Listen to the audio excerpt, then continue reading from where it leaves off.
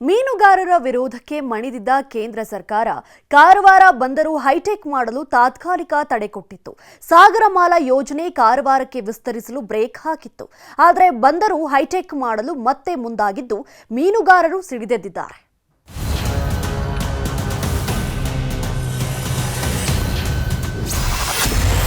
ಕಾರವಾರದಲ್ಲಿ ಸಾಗರಮಾಲಕ್ಕೆ ವಿರೋಧ. ಶಾಂತವಾಗಿದ್ದ ಮೀನುಗಾರರ ಆಕ್ರೋಶ ಸ್ಫೋಟ. ರಾಷ್ಟ್ರದ ಅಭಿವೃದ್ಧಿಗೆ ಸಾರಿಗೆ ಸಂಪರ್ಕ ಅತಿ ಮುಖ್ಯ.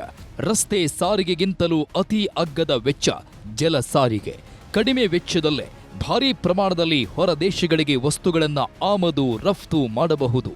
ಸಾಗರಮಾಲಾ ಯೋಜನೆ ಅಡಿ ಕೇಂದ್ರ ಸರ್ಕಾರ ಬಂದರುಗಳನ್ನು ಅಭಿವೃದ್ಧಿ ಮಾಡ್ತಿದೆ. ಆದರೆ ಉತ್ತರ ಕನ್ನಡ ಜಿಲ್ಲೆಯ ಕಾರವಾರ ಬಂದರು ಅಭಿವೃದ್ಧಿಗೆ ವಿರೋಧ ಕೇಳಿಬರ್ತಿದೆ.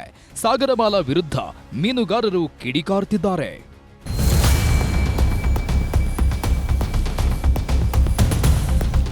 ಎರಡು 2019ರಲ್ಲಿ ಕಾರವಾರ ವಾಣಿಜ್ಯ ಬಂದರನ್ನ ಹೈಟೆಕ್ ಮಾಡಲು ಕೇಂದ್ರ ಸರ್ಕಾರ ಮುಂದಾಗಿತ್ತು. ಈ ವೇಳೆ ಮೀನುಗಾರರ ಭಾರೀ ವಿರೋಧ ಕೇಳಿಬಂದಿತ್ತು. ಯೋಜನೆ ವಿರುದ್ಧ ಬೀದಿಗಿಳಿದು ಮೀನುಗಾರರು ಹೋರಾಟ ಮಾಡಿದ್ರು.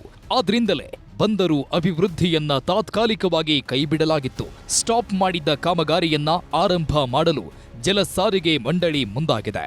ಹೀಗಾಗಿನೇ ತಣ್ಣಗಾಗಿದ್ದ ಮೀನುಗಾರರ ಆಕ್ರೋಶ ಮತ್ತೆ ಭುಗಿಲೇಳೋ ಸಾಧ್ಯತೆ ಇದೆ.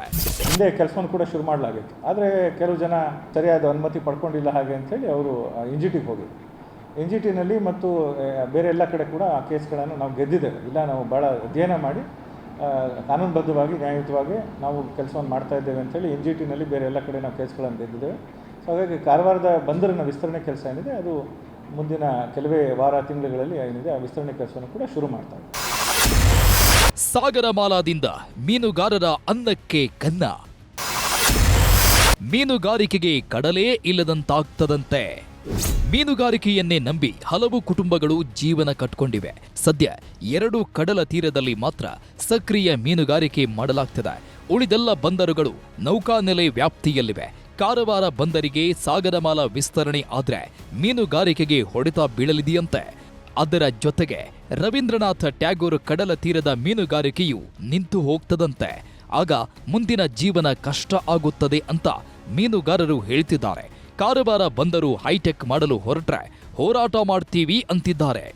ಸಾಗರಮಾಲಕ್ಕೆ ನಾವು ಸಂಪೂರ್ಣವಾಗಿ ಮೀನುಗಾರರು ಸೇರಿ ಕಾರವಾರ ಜನತೆ ಸೇರಿ ಎಲ್ಲರೂ ಸಾರ್ವಜನಿಕರಿಂದ ವಿರೋಧ ಮಾಡೋದಂತ ಖಂಡಿತ ಅದು ವಿರೋಧ ನಾವು ಮಾಡೇ ಮಾಡ್ತೀವಿ. ಯಾಕೆ ವಿರೋಧ ಮಾಡ್ತೀವಿ ಅಂತ ಬಂದಾಗ ಒಂದು ಈ ಟಾಗೋರ್ ಕಡಲ ತೀರ ಏನಿದೆ ಅಲ್ಲ, ಈ ಸುಂದರವಾದ ಕಡಲ ತೀರನೇ ಹೋಗ್ಬಿಡ್ತದೆ.